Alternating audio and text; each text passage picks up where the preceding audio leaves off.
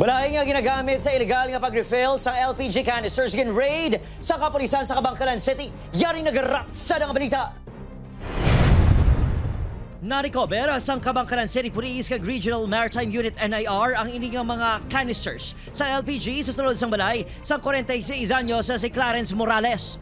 Ginpatigayon ng raid sa Barangay Oringao matapos makabato na awtoridad sa impormasyon angot sa ginapahayag illegal nga pagbaligya kag pag-refill sang LPG canisters. So, nag-tip sila sa amon.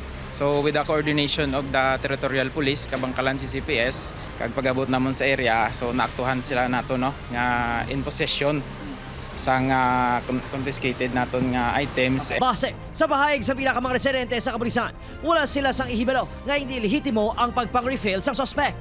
Isa sa mabasihan nga iligal ang pagbaligya sa suspect among barato nga presyo sunod sa isa sa mga tagreklamo. May mga times na gasugot na lang siya ganyan ma-break even para lang makuha niya ang customer. Pero ang wala na intindihan sa mga customer, ang iyan nga canister mag-ana tapos hindi bala proper ang pag-refill. Naglabot sa masobra 130,000 pesos ang balor sa mga canisters sang LPG nga na-recover sa operasyon. Delikado, sunod sa otoridad ang paggamit sang peking LPG canisters kag butane.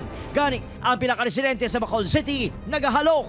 Kagi kami ng mga substandard lang mga naglupo. Ang kano ganyan nagsungaw sa gulping. Kag sa nagabakagri sa pike tani ma-realize naman nga ina nga bagay nga delikado man para sa inyo. Ginatinguhan pa sa News Team nga makuha sa pahayag ang suspect nga mga pangatubang sa reklamo nga paglapas sa LPG Industry Regulation Act kag Intellectual Property Code. Opo Kiril Casillo, Adrian Pretos, ang naga. Sada!